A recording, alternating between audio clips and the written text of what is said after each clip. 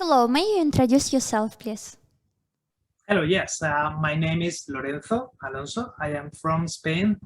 I'm 46 years old, and I live in a small town now near Portugal. Normally, I live in Barcelona, but I'm just here on holiday right now, so that's what I'm doing here.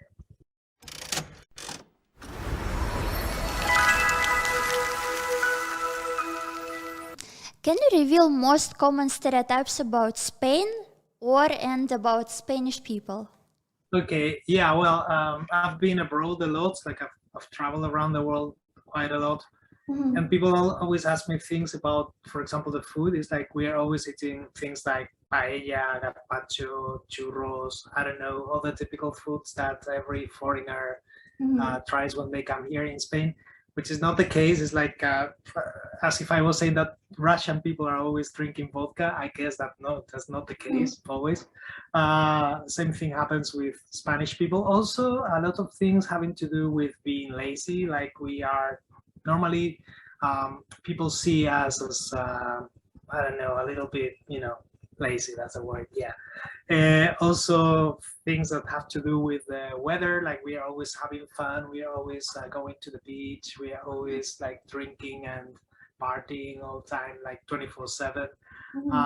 Also, cultural things like they normally think that we go bullfighting or we dance flamenco or all these type of things, which are really not very like common. It's like very traditional, and some people do it, but it's not that like a normal Spaniard goes to bullfighting or dances. I don't know, flamenco or all those typical things. So those are mainly the stereotypes I've heard. And what about siesta? It's when you sleep during the day. This is true, like you really sleep, or this is not everyone? Well, I must say that anytime I have a chance, I do it. Okay, I take a siesta, a little nap. I do it. It's also because I don't sleep very well at night, so I think I have to recover. But it's not. I think it's a reminiscence of the past because uh, more than anything in the south of Spain, it is very hot, and agriculture and farming were like the two main activities back in the time. So a lot of people they had to take a nap at like 2, 3, 4 because the sun was so hard that there was nothing they could do like apart from sleeping. But I think this has remained as a tradition, and we still do it, but just for fun or just a way of taking care of ourselves. And I do it on the weekends, for example. And it also has to do with the old um, I don't know, the way of working right now, because everyone has like 9 to 5ers. It's impossible. Like you go to work in the morning and you get back home in the evening. So there's no way you can take a siesta at work. It's impossible. But well, students, maybe some teachers or people like that who have, very, very short working days. But the rest of us, I get it. So the Spain includes few parts, and I know that you even have two different languages, or even more, because you have Catalonia part. They have Catalonian Spanish language, right? And you have Spanish part, and maybe something else. But can you explain a little bit about these different parts and about Catalanians and about Spaniards and Catalanians, right? yeah, it's kind of different. It's more complicated than that because Spain is like a kingdom, as you know. We have a king and all that stuff, and it's like it's not divided into two parts like Catalonia and then Spain, or it's more parts. It's like a lot of parts, but the main cultural parts with differences, like the language, for example, are Catalonia, of course, Galicia, the Basque Country, and then we've got also Andalusia, Valencia. They've got like different cultures in general that to like the common part of Spain. And that's why there are some differences. Also, there are political issues, as you probably know. I've been living in Catalonia for 12 years now. So I've also lived in Northern Ireland, which have also a similar problem with, identity.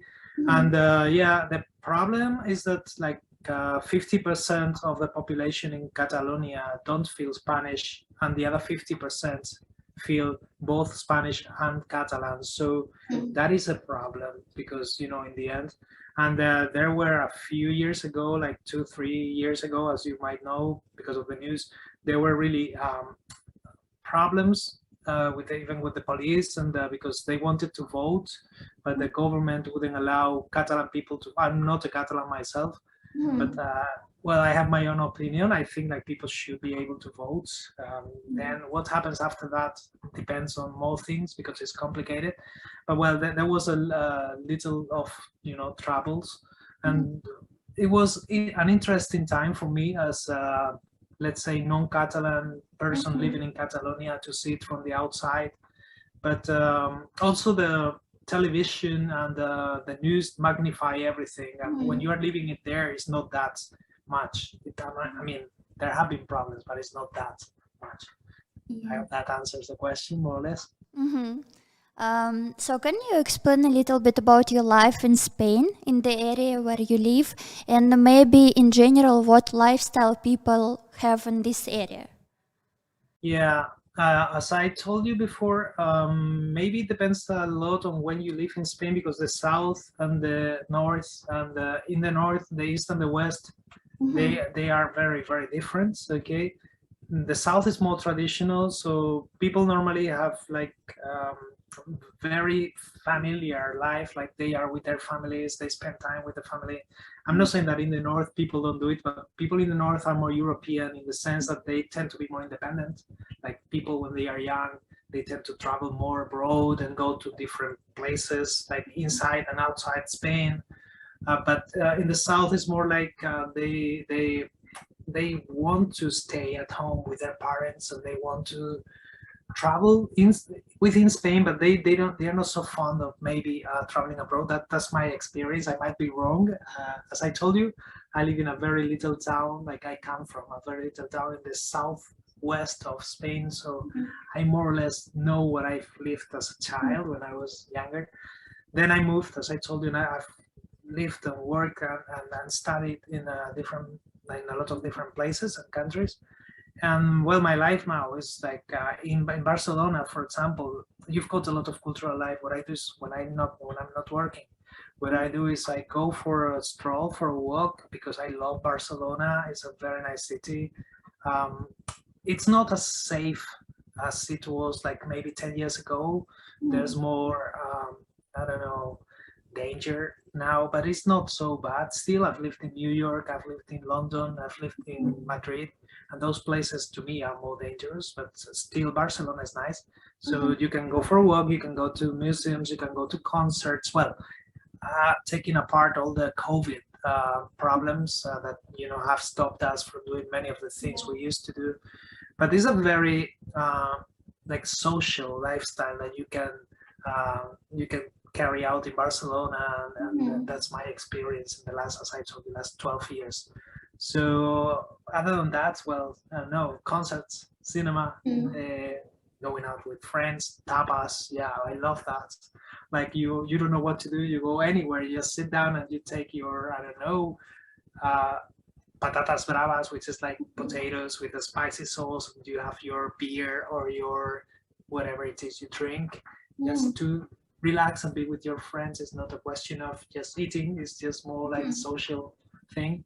And people are very friendly, so it's very, very good to be able to meet people from other cultures, other languages in Barcelona or big cities in general, because it's full of people from everywhere, like a lot of Russians. I have to tell you that in Barcelona. I love Russians, but I mean, they're everywhere. That's nice to me.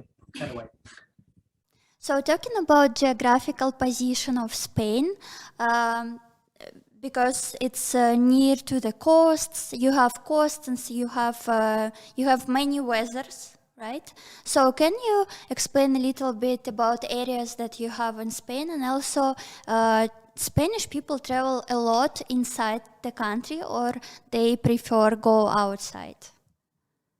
Yeah, it's like there are two types of people in Spain, like those who love the beach and the shore and they want to go to the coast.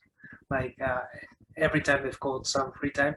And then there are the people who want to go to the inner part of the country with the mountains, because Spain is, I guess, like for the foreigners, Spain is just that. It's just like the long beaches with the mojito and the music. But then there's like a lot of different places with nature, a lot of nature. So mountains and snow. Lots of people love skiing or hiking, or so it all depends on where you are again. But as you said before, because we are surrounded by the sea, other than Portugal, we've got Portugal on the one side, which is like stopping us from having more, but we'll invade Portugal. No, that's not true. No, but yeah, we loved. I mean, every time we have, I live in the inner part of Spain, as I told you. I am from that part of Spain. I live in Barcelona. I always forget that. So, and from where I am from, people tend to go to the beach every time they've got an opportunity because of that. But yeah, it's like the south, Andalusia is one part of Spain with the geographical features and with the beaches, with also snow, like they've got everything there. And then you've got Levante, which is the Mediterranean Sea part, and the islands, Majorca, Menorca, Ibiza, all those, the islands, they are lovely. It's like the Catalan or Spanish Caribbean, let's say, like we've got, our own islands. Then we've got far away, we've got the Canary Islands. I don't know if you've heard about them. They're in Africa, and it's in front of Morocco. And they are very, very nice with the tropical weather all year round. Like, there's always like 21 degree centigrade all year round, so it's very nice. And then, well, I know we've got Galicia. The north is more like Galicia, Asturias, Cantabria. This is all like Ireland. It's green with more rain and the little cows, and it's more like the countryside as you see it in the movies when you see an Irish movie, for example. Can you tell me a little bit about most famous? I know that in Spain you have a lot of festivals, music festivals and different cultural festivals. So can you tell me and name few most interesting festivals in your opinion in Spain? Well, I have to say that I am not a festival person, so I am not aware of the names because they change very often. Like I don't know. In my city, we have one which is called the Woman. It's like WOMAD. But other than that, in Barcelona, I know there are like 1,000 every year. So I don't remember the names. I'm sorry, I can't help you with that. But yeah, there are many, like all types of music. There's always a big choice when it comes like the summertime and the summertime. You've got, as I told you, in Barcelona, like maybe, I don't know, 20 festivals, like different sizes, like big ones, small ones. But you've got rock music, you've got dance music, you've got, I don't know, all types of music. So it's a very interesting part of the Spanish culture, and also for foreigners, because it attracts a lot of tourism. But I am not a festival person, so I cannot help you with that, sorry.